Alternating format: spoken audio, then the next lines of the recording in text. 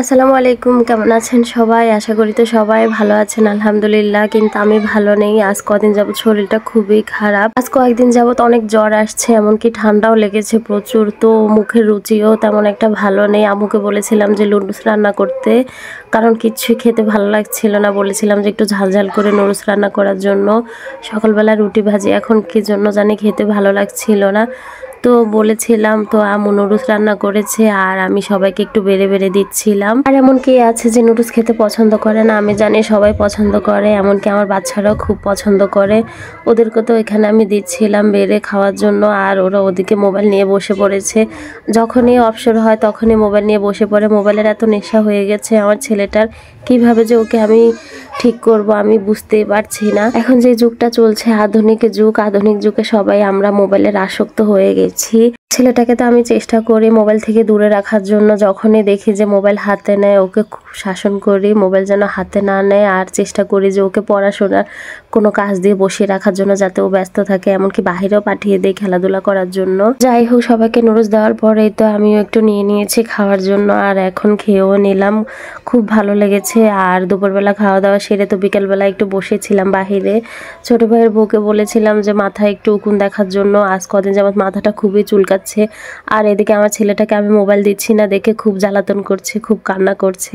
ওর নাকি খিদে পেয়েছে, কিন্তু বিশ্বাস করেন দুপুরের খাবার খেয়েছে বেশিক্ষণ হয়নি, তবুও নাকি ওর খিদা পেয়ে গেছে। কিন্তু কি করব, অনেক বেশি কান্নাকাটি করছে আর আমারও খুব জ্বালাতন করছে। তাই ভাবলাম যে ঘরে যেহেতু রোল আছে আমি কয়েকটা রোল ভেজে নেই, তাহলে ওরা খেতে পারবে। ভাজার জন্য তো আমি কড়াইটাকে আগেই তেল দিয়ে বসিয়ে রেখেছি চুলায়, আর তেলটাও গরম হয়ে গেছে। আমি এজন্য রোলগুলোকে এখন এনে ভেজে নেব এক এক করে সবগুলো। রোলগুলো তো আমি আমার শ্বশুরবাড়ি থেকে বানিয়ে নিয়েছিলাম। আমার ছোট ভাই আমার কাছে আবদার করেছিল, তাই ওর জন্য বানিয়ে নিয়েছিলাম। আর ওকে তো খাইয়েছিলাম, ও তো এখন ঢাকায় চলে গিয়েছে, বাড়িতেও নাই।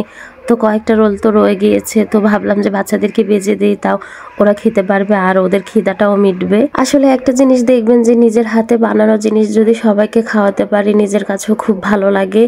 এই রোলগুলো আমি আমার ভাইটাকে খাওয়াতে পেরে কিন্তু আমিও নিজেকে ধন্য মনে করছি, কারণ সবসময় ওদের আবদার আমি পূরণ করতে পারি না, যেহেতু আমার শ্বশুরবাড়ি অনেক দূরে। আর তাছাড়া বাপের বাড়ি যখন বেড়াতেও আসি দেখা গেছে ওরা বাড়িতে থাকে না আমি আসলে, কারণ বেশিরভাগ ওরা ঢাকাতেই থাকে। আমি আসলে হয়তো বা ওরা আসে না, বা ওরা বাড়িতে আসলে আমি বাড়িতে থাকি না। প্রত্যেক বাড়িতে এমনই হয়। তো বাড়িতে আসার আগে তো সবসময় ওদেরকে কল দিয়ে জিজ্ঞেস করি যে তোরা বাড়িতে আসবি কিনা, বাড়িতে আয়, আমিও আসবো।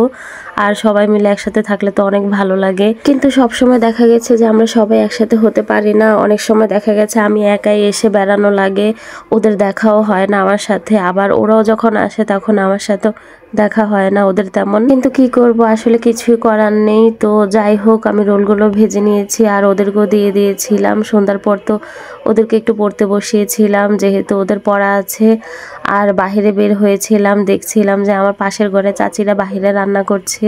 শীতকালে বেশিরভাগই আমাদের গ্রামে কিন্তু এভাবে রাতের বেলা অনেকে রান্না করে, যাতে গরম গরম তরকারি, ভাত তরকারি সব খেতে পারে।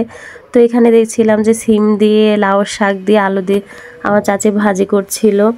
তো ওনাকে বলছিলাম যে রাত করে কেন, বলতেছে যে রাত করে বেশিরভাগ রান্না করে, আর বাহিরেও সে চুলাটা বানিয়েছে। তো একদিকে তো চাচি রান্না করছে আর আরেকদিকে আমার চাচাতো বোন ফুচকা বানিয়েছে খাওয়ার জন্য। তো আমাকে অনেকবার বলেছিল, আমিও 2 পিস খেয়েছি। আজকের ভিডিওটি আপনাদের কাছে ভালো লেগে থাকলে আমার ভিডিওটি একটা লাইক করে দিবেন, আর ততক্ষণে সবাই ভালো থাকবেন। আল্লাহ হাফেজ।